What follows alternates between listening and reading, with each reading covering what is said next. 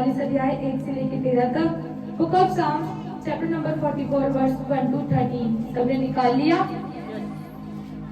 हे परमेश्वर, हमने अपने कानों से सुना, हमारे बाप दादाओं ने हमसे वर्णन किया है कि तूने उनके दिनों में और प्राचीन काल में क्या क्या काम किए हैं।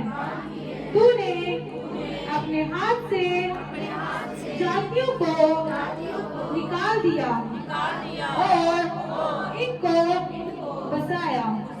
तूने देश देश के लोगों को दुख दिया और इनको चारों ओर फैला दिया, क्योंकि वे ना तो अपनी तलवार के बल से इस देश के अधिकारी हुए और ना अपने बाहुबल से, परंतु तेरे दाहिने हाथ और तेरी भुजा और तेरे प्रसन्न मुख के कारण जयवंत हुए, क्योंकि तू उनको चाहता था। हे परमेश्वर, तू ही हमारा महाराजा है। तू याकूब के उद्धार की आज्ञा देता है। तेरे सहारे से हम अपने दुर्गों को धकेल कर गिरा देंगे।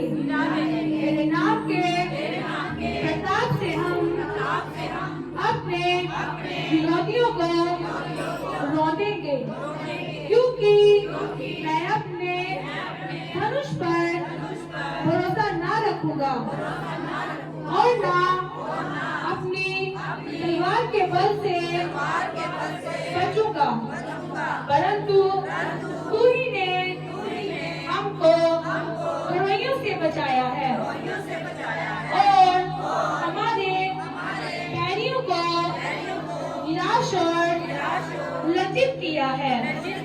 हम परमेश्वर की बड़ाई दिन भर करते रहते हैं और सदैव तेरे नाम का धन्यवाद करते रहेंगे।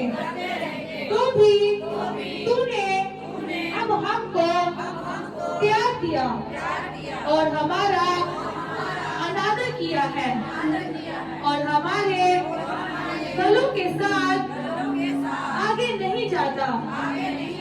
हमको शत्रु के सामने से हटा देता है और हमारे वैरी मनमाने लूट मार करते हैं।